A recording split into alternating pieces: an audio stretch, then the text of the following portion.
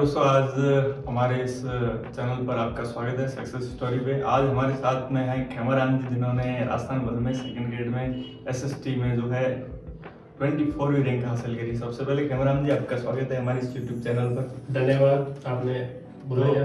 सबसे पहले आपने बारे में बताइए कि आप वैसे आप ग्रामीण बैकग्राउंड से आते हैं, तो सेकंड ग्रेड में आपका सफ़र, आपकी स्कूलिंग कहाँ से?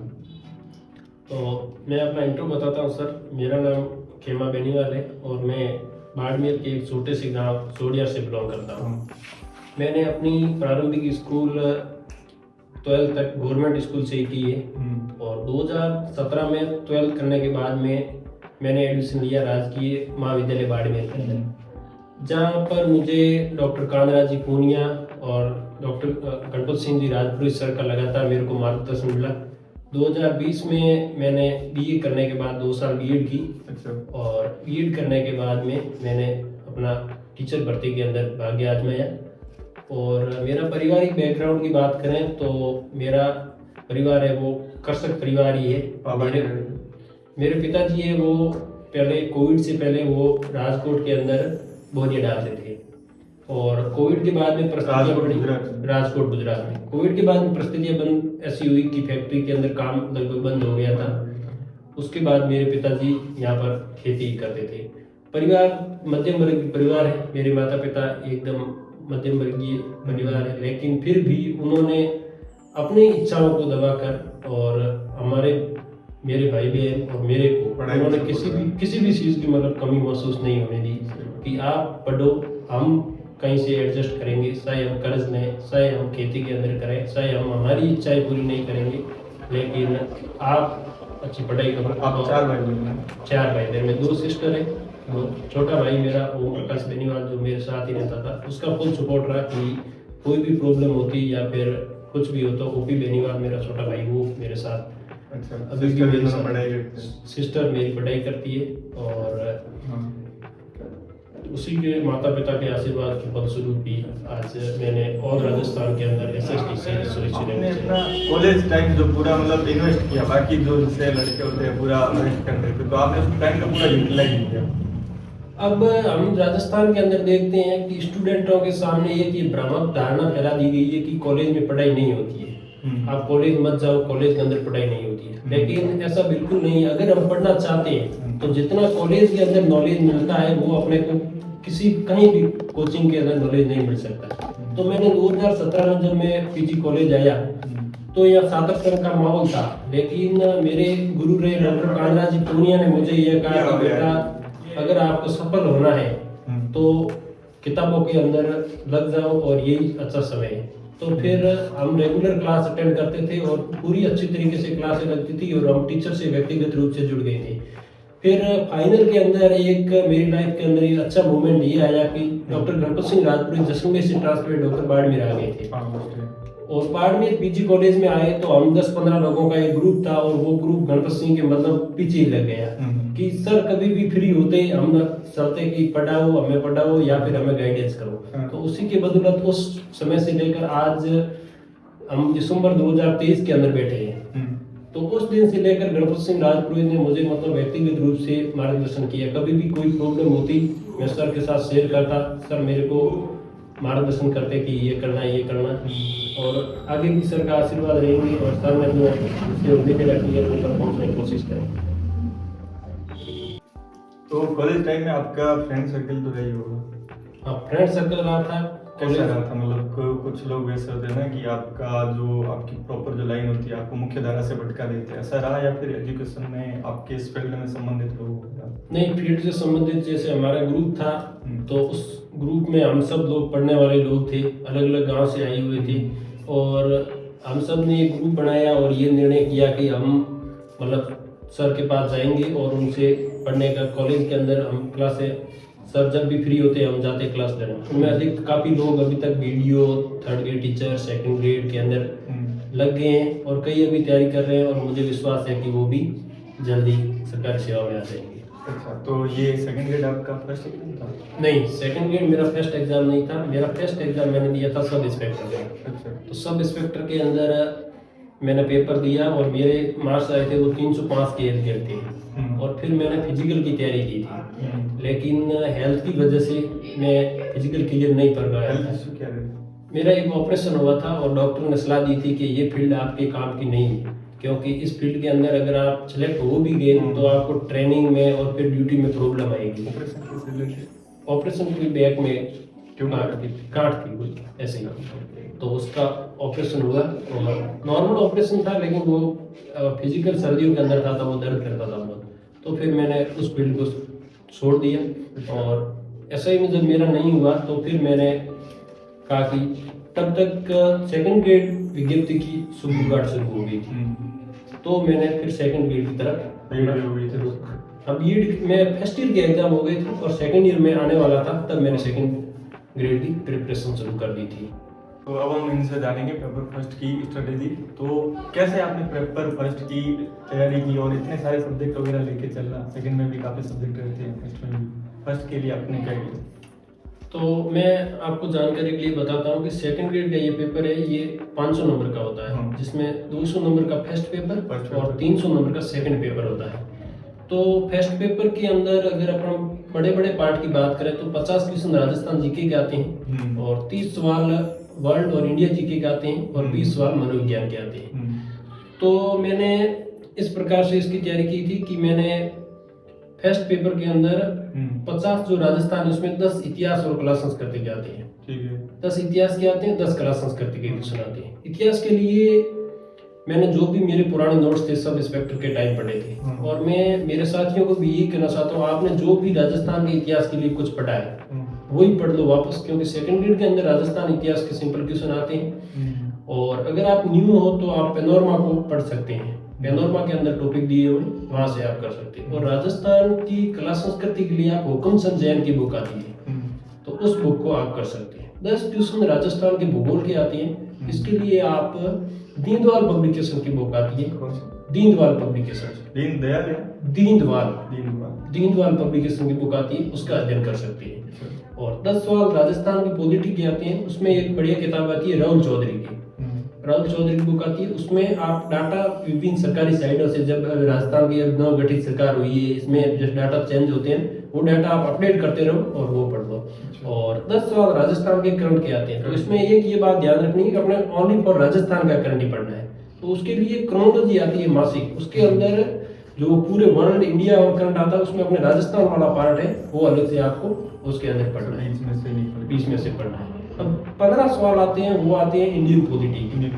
इंडियन पॉलिटी के लिए मैंने डॉक्टर कांगड़ा जी पूनिया जो एसोसिएट प्रोफेसर है बाड़मेर में है, उनका पॉलिटिकल पॉइंट नाम से ऐप चलता है। अच्छा। तो वहाँ से मैंने उनको तैयार किया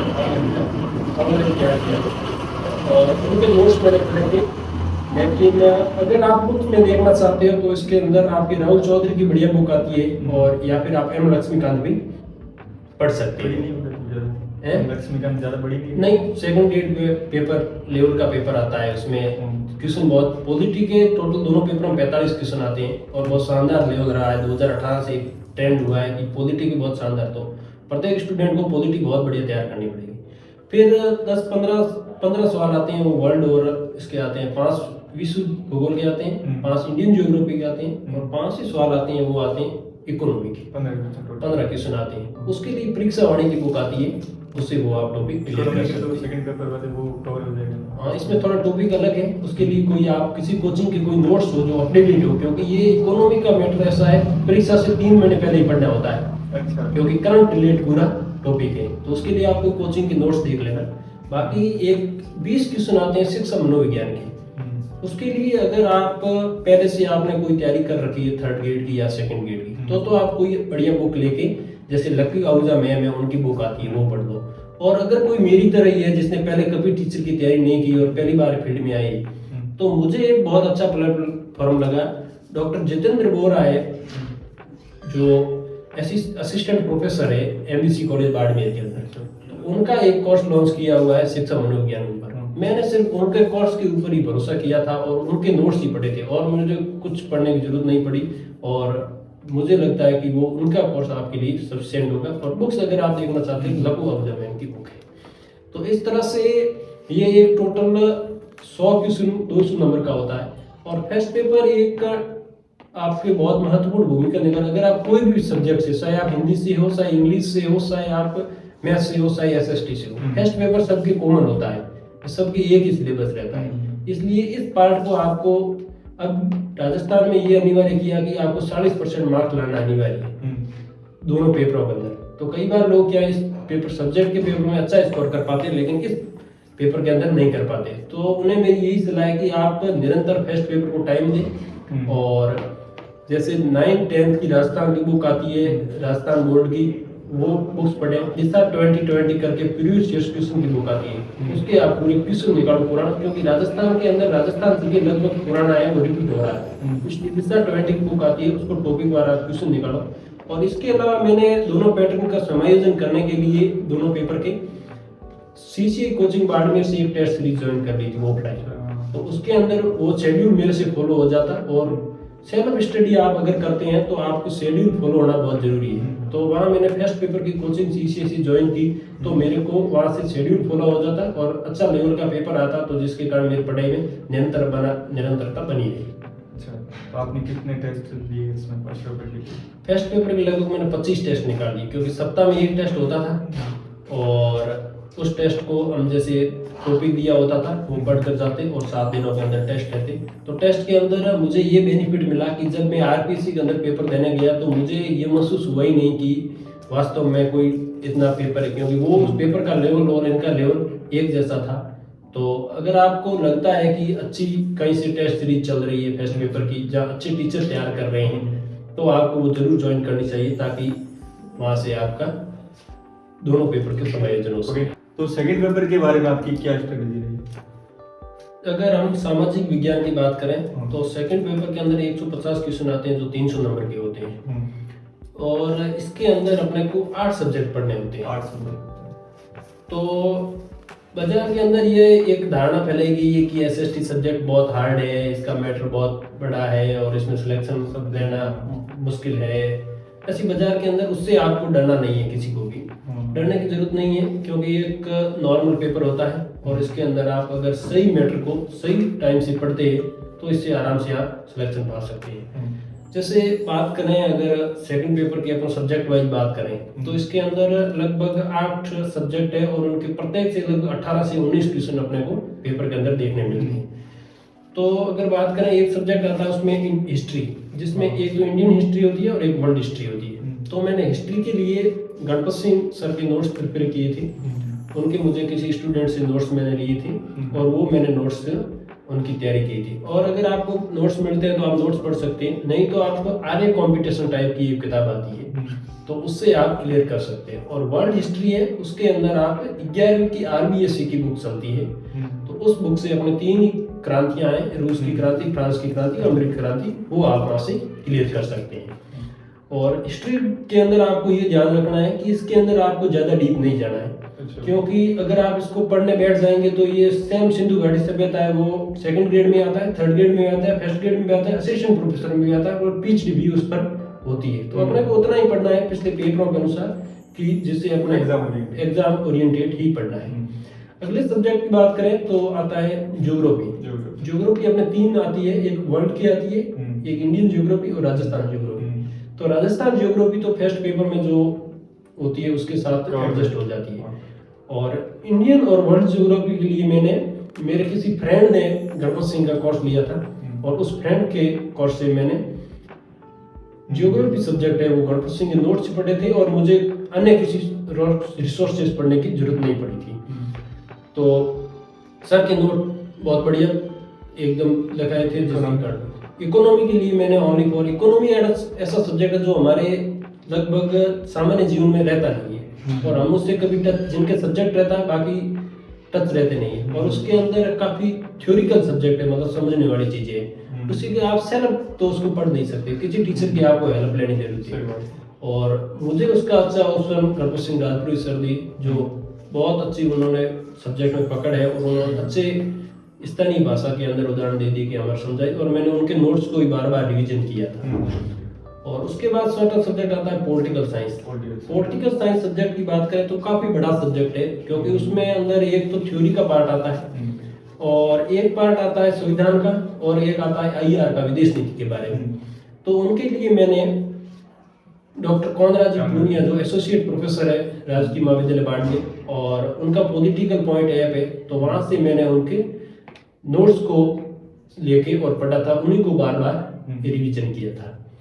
उसके बाद अगर बात की जाए तो एक सब्जेक्ट आता है दर्शन शास्त्र। दर्शन शास्त्र की बात की जाए तो इसके भी 17-18 बहुत छोटा सब्जेक्ट है। इसके लिए एक बुक आती है पुष्पा शाश्वत में, जो कलाम पब्लिकेशन जारी करता है, तो उनकी मैंने बुक्स पढ़ी थी। फिर बात आती है समाज शास्त्र की, तो समाज शास्त्र के लिए मैंने राजेंद्र सारंग सर है, उनकी बुक्स पढ़ी थी, वो भी कलाम पब्लिकेशन की तरफ से जारी की जाती है। और फिर आता है लॉ प्रशासन, उनके लिए मैंने प्रमोद चौधरी सर की बुक्स पढ़ी थी, जो भी कलाम पब्लिकेशन की जारी करता है। और एक सब्जेक्ट रहता है शिक्षण विधियां, तो उन शिक्षण विधियों के लिए मैंने SK मंगल सर की बुक आती है, उस बुक्स का अध्ययन किया था। और यहाँ पर मैं आपको सलाह देना चाहूँगा कि आप अगर इन सब्जेक्ट को दो सब्जेक्ट के साथ में लेके और इनका निरंतर अध्ययन करें। इसके अलावा ये भी जरूरी है, 4 छोटे सब्जेक्ट है जैसे दर्शन शास्त्र है, लॉ प्रशासन, समाज शास्त्र और शिक्षण विद्या, इनका लगभग 50% पोर्शन आता है, उसमें 50% क्वेश्चन इनके होते हैं। और ये हमारे व्यवहारिक सब्जेक्ट नहीं है, क्योंकि हम कॉलेज के अंदर पढ़ते हैं तो पॉलिटी, हिस्ट्री, ये सब्जेक्ट रहते हैं हमारे। तो इन सब्जेक्टों को आप निरंतर अध्ययन करें। अगर आपको श्योर सिलेक्शन चाहिए तो इन सब्जेक्ट ये सब्जेक्ट है आपको 4, इनको आपको निरंतर बड़े सब्जेक्ट के साथ एक छोटा सब्जेक्ट, बड़े सब्जेक्ट के साथ एक, जैसे हिस्ट्री सब्जेक्ट है, हिस्ट्री बड़ा है, उसके साथ आप दर्शन शास्त्र ले लो, क्योंकि वो दर्शन शास्त्र और हिस्ट्री रिलेटेड सब्जेक्ट है। जैसे आप पॉलिटिकल साइंस पढ़ते हो तो इसके साथ पब एड पढ़ते हो, जैसे लॉ प्रशासन सब्जेक्ट है वो पढ़ लो। ऐसे आप दो सब्जेक्ट को समायोजन करके अच्छे तरीके से रिवीजन कर सकते हैं। बाकी ये सलाह है कि आप इसके पुराने क्वेश्चन निकालो 2-3 बार पढ़ने के बाद, क्योंकि 2-3 बार पढ़ने के बाद आप क्वेश्चन, क्योंकि अंडरस्टैंडिंग बेस्ड क्वेश्चन आते हैं, वो आप अगर 2-3 बार नहीं पढ़ोगे तो वो आपको क्वेश्चन वहां नहीं मिलेंगे। लेकिन अगर आप 2-3 बार अच्छे से पढ़ लोगे तो वहाँ आपके बाद में आपको क्वेश्चन सोल्व होंगे। जैसे फर्स्ट ग्रेड में इकोनॉमी के पेपर हुए हैं, अपना टॉपिक कौन सा उसमें, जैसे अपन बात करें जैसे पॉलिटिकल साइंस की, जैसे अपने टॉपिक है मूल अधिकार, वही मूल अधिकार अगर फर्स्ट ग्रेड के अंदर टॉपिक है तो उसमें कैसा क्वेश्चन आया है, वो क्वेश्चन अपने नोट से कवर हो रहा है कि नहीं हो रहा है। तो उस हिसाब से बाकी मैंने जो पढ़ा था ये बताया है। और ये किताबें कोई अगर अच्छे तरीके से पढ़ लेता है तो उसका आराम से श्योर सिलेक्शन लिया जा सकता है। तो इतने सारे सब्जेक्ट रहे, तो सेकंड ग्रेड में सबका यही रहता है कि टाइम मैनेजमेंट कैसे करें, सबका क्वेश्चन यही रहता है। जैसा कि हमने इतने सारे क्वेश्चन पिकअप करे तो उनमें सबका क्वेश्चन ये है कि टाइम मैनेजमेंट कैसे करें, तो आपने कैसे करा जैसे?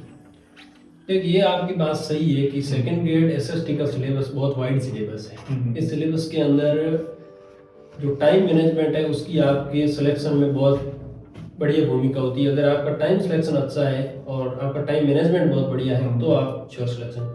जैसे मेरा डेली रूटीन ये रहता था कि मैं सुबह के टाइम में जो हार्ड सब्जेक्ट होते थे, सुबह के टाइम में उन सब्जेक्टों को पढ़ता था जो हार्ड सब्जेक्ट होते थे, जो माइंड, जैसे सुबह अपन, जैसे मेरा डेली रूटीन, मैंने लाइब्रेरी ज्वाइन रखी थी और हमारा एक बढ़िया मित्र ग्रुप था।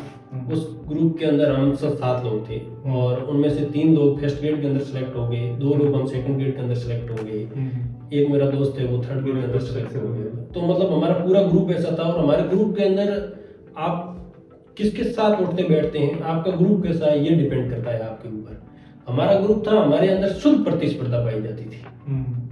हम एक दूसरे के प्रति ईर्ष्या का भाव नहीं रखते थे कि ये आगे निकल जाएगा, ये आगे। अगर आप किसी के साथ, आपको भी यही सलाह है जो मेरे दोस्त तैयारी कर रहे हो कि आप ऐसा ग्रुप रखिए जहाँ आपको शुद्ध प्रतिस्पर्धा हो। शुद्ध प्रतिस्पर्धा का मतलब है कि आप एक दूसरे को हाथ ऊपर बढ़ाने के लिए, ना कि उसको नीचे गिराने के लिए। आगे बढ़ो, लेकिन सब आगे बढ़ो। तो हमारा पूरा ग्रुप था, हमारा यही मानना था कि हम प्रतिस्पर्धा ऐसे रखते थे कि लाइब्रेरी सबसे पहले कौन आएगा, सबसे ज्यादा कौन पढ़ेगा। कितने बजे पहुंचते थे आप?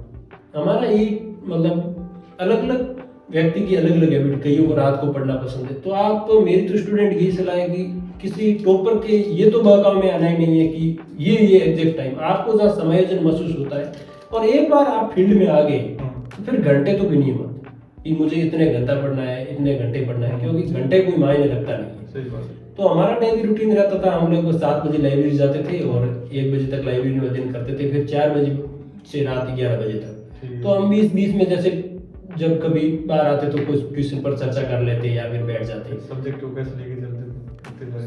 सब्जेक्ट को यही होता था कि एक सुबह के टाइम में हार्ड सब्जेक्ट जैसे इकोनॉमी है, हाँ। जैसे वर्ल्ड जियोग्राफी, जो फिजिकल जियोग्राफी, उसके अंदर सब कॉन्सेप्ट समझना होता था। तो जो हार्ड सब्जेक्ट होता था उसको सुबह लेते थे, और जैसे राजस्थान जी के ये अपने डेली रूटीन होता है, हम पढ़ते आ रहे हैं, तो उसको शाम के टाइम जब 10 बजे के बाद 11 बजे के बाद जैसे करंट है उसको शाम के टाइम रखते थे। तो दोनों सब्जेक्ट का यही समायोजन होता था कि दो सब्जेक्ट बड़े सब्जेक्ट है, जो एक बड़ा और एक छोटा सेकंड पेपर का उठाओ, जैसे हिस्ट्री और दर्शन शास्त्र एक बार उठा लिया, और उधर एक मनोविज्ञान का रख लो, एक राजस्थान जी के का रख लो, दो टॉपिक उधर से उठा देते थे। तो इस हिसाब से एक बार सिलेबस करने के बाद में आप फिर दो सब्जेक्ट, फिर दो सब्जेक्ट, इस प्रकार से मैंने एक बार। सेकंड पेपर के लिए आपने कितने टेस्ट दिए? सेकंड पेपर के लिए मैंने टेस्ट सीरीज ज्वाइन नहीं की थी। प्रीवियस ईयर के क्वेश्चन लगे? मैंने जो भी पुराने क्वेश्चन आ रखे थे हर पार्ट के, जैसे मैं पढ़ता था एक बार एक टॉपिक पढ़ा, उसके फर्स्ट ग्रेड के अंदर कैसे क्वेश्चन आए, पिछले सेकंड ग्रेड कैसे क्वेश्चन आए, उनका अलग से डाटा लेके और उन्हीं से किया। क्योंकि मेरे पास इतना टाइम फिर बचा नहीं था कि फर्स्ट पेपर और सेकंड पेपर दोनों को मैं टेस्ट सीरीज साथ में समायोजन नहीं कर पा रहा था। तो मैंने फर्स्ट पेपर की ज्वाइन कर ली, और सेकंड पेपर का मैंने प्रीवियस क्वेश्चन के आधार पर ही अपना प्रयोग किया था। तो फिर रिवीजन आपने किस टाइम किया, मतलब क्या रहा आपका, जैसे शॉर्ट नोट्स वगैरह बनाए या फिर कोई बुक्स में हाईलाइट की हुई? मेरा मेन जो भी तैयारी कर रहे हैं दोस्त, उनको यही सलाह है कि आप शुरुआत से ये रखिए कि मुझे लिमिटेड मैटर पढ़ना है। आप कोई भी एक बुक्स ले लेते हो और उस बुक्स को आप मटेरियल एक फिक्स होना चाहिए। आप जैसे 2-4 जनों से पूछ लो, जैसे जिन्होंने अभी एग्जाम क्रैक किया है, सबसे ज़्यादा वही आपको बता सकते हैं कि भाई ये, या आपका कोई साथी जिसने एग्जाम क्रैक किया, उससे पूछ लो कि ये किताब कैसा परफॉर्म रहा। उसके बाद में आप प्रीवियस ईयर क्वेश्चन निकालो, कोई बुक है उससे देख लो, आप पिछले उसने अगर कवर किया है। जैसे एसएसटी की मेरिट की बात करें तो इस बार लगभग 313 नंबर गई, लगभग 60-65% मेरिट जाती है। तो अगर कोई बुक्स 25% मैटर कवर कर रही है तो आप बढ़िया स्थिति में। अगर कोई ऐसी बुक है जो 40% मैटर कवर कर रही है, उसको अगर आप ढो रहे हैं तो उससे तो दूर होने की आपको जरूरत है, तो मटेरियल चेंज करने। बाकी अगर 80% बुक कवर कर रही है तो आप उस बुक से विश्वास कर सकते हैं। बाकी ये था कि बुक्स पढ़ने के साथ साथ रिवीजन का ये तरीका रहा मेरा कि जो बड़े सब्जेक्ट है उनके अंदर मैंने हाईलाइट कर दिया था। हर चीज़ के नोट्स तो पढ़ा नहीं सकते, जैसे हिस्ट्री है या फिर उनका शॉर्ट नोट्स, तो जो इकोनॉमी के शॉर्ट नोट्स बनाए। बाकी जो छोटे सब्जेक्ट थे उनको मैंने अपने पन्ने लिए। उसके अंदर आपको शुरुआत से ये टारगेट रखना चाहिए कि लास्ट 15 दिन में क्या करूँ।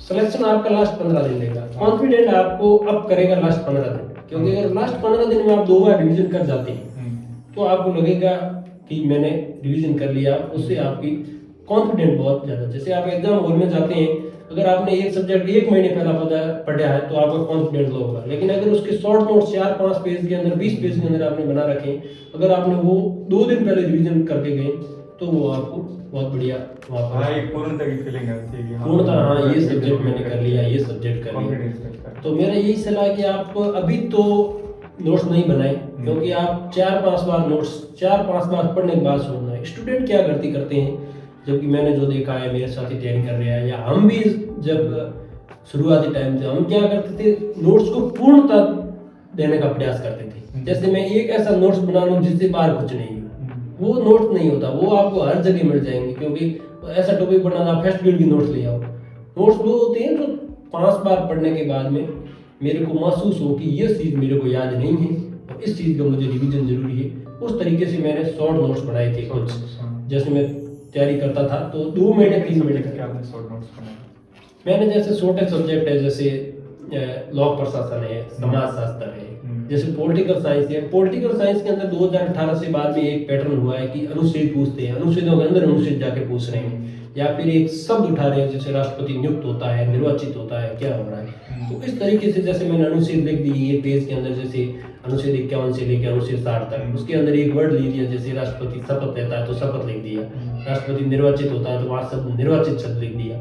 तो उसके अंदर जैसे आप एक से लेकर जहाँ आपका टॉपिक है, जैसे मूल अधिकार है, तो वहाँ एक वर्ड लेके आप उसको एक शॉर्ट नोट्स बना लेते हो, तो फिर बार बार वो आपको पढ़ने की जरूरत नहीं पड़ती है। तो इस तरीके से मैंने काफ़ी सब्जेक्टों के शॉर्ट नोट्स बनाए और फिर उसके क्वेश्चन सॉल्व किए, और फिर मैंने एग्जाम के अंदर। आपकी सफलता में किन लोगों का योगदान है? मेरी सफलता की बात करें तो मेरे माता पिता, मेरे दादा दादी, मेरा छोटा भाई यूपी बेनीवाल, और मेरे आदरणीय गुरुदेव रहे डॉक्टर गणपत सिंह राजपुरोहित, डॉक्टर कादराज पुनिया, और बाकी मेरे फ्रेंड सर्कल में जैसे मेरे फ्रेंड्स किशन सियाग। उसके अलावा मैं फर्स्ट पेपर से लगातार जुड़ रहा, CCI कोचिंग बाड़मेर से, उनमें सब पढ़ने वाले लोग थे और वहाँ मुझे एक माहौल मिला कि आप तैयारी कीजिए।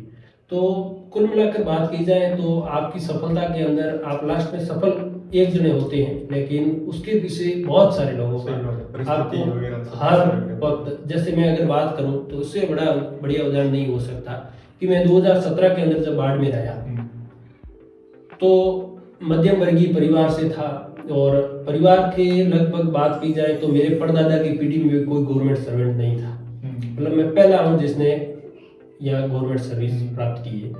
तो मैं यहाँ सर्वप्रथम बाड़मेर आया तो पिताजी ने ये कह के भेजा कि तुमको पढ़ना है, पीछे कोई प्रॉब्लम आए हमें बता देना, हम उसको पूरी तरह। पिताजी ने कभी तो पिताजी को एजुकेशन के बारे में इतनी जानकारी नहीं, नॉर्मल पढ़े हुए हैं, 12वीं क्लास की हुई है पुराने टाइम में, लेकिन इतना जानकारी नहीं थी कि क्या करना क्या नहीं। मैंने खुद आया, खुद यहाँ लोगों से मैंने जान पहचान की। उसके बाद में मैंने रूम लिया तो मुझे ऐसा मेरा एक रूम मालिक मिला जो सिर्फ मेरे से लाइट और पानी के रुपये लेते थे। उन्होंने मैं 5 साल तक रहा, उन्होंने मेरे 1 रुपये किराया नहीं लिया। वो आदमी है लाबू राम जी सियाग जो तरातरा के हैं, ग्राम सेवक हैं। उन्होंने कहा आप पढ़ो, आपको पैसे की टेंशन, लाइट पानी के भी मैं देता नहीं होते तो वो कहते कोई बात नहीं बेटा पढ़ो। तो मैं उनका भी शुक्रगुजार करता हूँ कि उन्होंने अच्छी। बाकी बहुत सारे लोग जहाँ आर्थिक सामाजिक अपने वित्तीय जरूरतें होती है, उसके अलावा सबसे बड़ी जरूरत होती है मनोवैज्ञानिक जरूरत। जैसे बात की जाए मेंटल सपोर्ट बहुत जरूरी है। जैसे बात की जाए 2022 के अंदर 21 दिसंबर हमारे पेपर हो गया, पेपर बढ़िया हुआ, सब खुश थे, ठीक है चयन हो जाएगा। उसके बाद जुलाई के अंदर पेपर रद्द हो गया। तब डॉक्टर कादराज जी पूनिया, गणपत सिंह राजपुरोहित मुझे पर्सनल फोन करके उन्होंने कहा कोई बात नहीं, ये एक सिस्टम का भाग है और आपको वापस तैयारी में लग के और 1 मंथ तैयारी करनी चाहिए। आपका पेशेंस आप में कितना धैर्य है। उसके बाद तो आप सफल एक जने होते हैं, लेकिन उसके पीछे सफलता के पीछे हजारों लोगों की दुआएं, 1000 लोगों का एक कण का योगदान। तो मैं सभी का शुक्रगुजार हूँ और मैं बढ़ती उम्र में ये कामना करता हूँ भगवान से कि मुझे इतनी शक्ति प्रदान करे कि मैं सभी का ऋण हो सकूँ, मतलब ऋण चुका सकूँ। और मैं भी आगे आने वाले विद्यार्थियों को जिस प्रकार गणपत सिंह राजपुरोहित ने कहा है कि आपके अंदर अहंकार के भाव आने नहीं चाहिए, तो मेरी भी यही कोशिश है कि कोई भी मेरे विषय से प्रत्यक्ष अप्रत्यक्ष रूप से कोई ऐसा साथी हो, मुझसे किसी का अगर जिंदगी बढ़ रही है, भला हो रही है, तो मैं ये पूरी कोशिश करता हूँ। एक लास्ट क्वेश्चन मैं जो पूछना भूल गया कि ओबीसी की जनरल की मेरिट कितनी रहती है और आपने कितने मार्क्स अच्छे हुए? जैसे बात की जाए तो सेकंड ग्रेड की 2 वैकेंसी हुई थी इस बार। एक सामान्य विभाग की सेकंड ग्रेड हुई थी, एक संस्कृत विभाग की सेकंड ग्रेड। पहले अपन सामान्य विभाग की बात करते हैं। तो सामान्य विभाग में 21 दिसंबर का दोनों पेपर हो गए थे। उसके बाद करीब करीब मेरे 340 के आसपास नंबर बढ़ रहे थे, तो मेरिट पूछने के बाद लग जाता हो जाएगा। उसके बाद दूसरा पेपर हुआ सामान्य संस्कृत डिपार्टमेंट का, जिसके अंदर मेरे 372 नंबर बन रहे हैं, लेकिन अभी तो उसका रिजल्ट नहीं आया है। फिर जून के अंदर 17 जून का वो समय होता है जब आरपीसी का आदेश निकालती है और कहती है कि आपका नकल प्रकरण का फर्स्ट पेपर निरस्त किया जाता है। तो हमने 1 मंथ वापस फर्स्ट पेपर की तैयारी शुरू की और उस फर्स्ट पेपर होने के बाद में मेरा स्कोर 350 नंबर बढ़ रहा था और 350 नंबर बढ़ने के बाद में मेरे फर्स्ट पेपर के अंदर 130 और सेकंड के अंदर 220 नंबर बढ़ रहे थे। मतलब अगर फर्स्ट पेपर की बात की जाए तो मेरे 65 क्वेश्चन निकले और सेकंड पेपर के अंदर अगर बात की जाए तो मेरे 110 क्वेश्चन सही हुए थे। तो 350 नंबर आ रहे थे और फिर जब अब रिजल्ट आया तो मेरी ऑल राजस्थान के अंदर सामाजिक विज्ञान से 100वीं रैंक लगी। ठीक है हेमराज जी, आपने इतना समय निकाला हमारे इस YouTube प्लेटफॉर्म के लिए, तो बहुत बहुत धन्यवाद आपका। आपका भी बहुत बहुत धन्यवाद कि आपने स्टूडेंटों की डिमांड थी, जो आजकल एक प्रॉब्लम आ रही थी कि क्या पढ़ा जाए, कैसा पढ़ा जाए। मेरी ये कोशिश रही कि जो मैंने पढ़ा ये अंतिम नहीं है, क्योंकि इसके अलावा भी बहुत सारी चीज़ें हैं। अगर आपको उचित लगे तो ये रणनीति आप फॉलो करना। और मैं भगवान से दुआ करता हूँ कि आप भी अगली वैकेंसी में मुझे लगता है सेकंड ग्रेड एसएसटी के लिए ये कंप्लीट वीडियो है।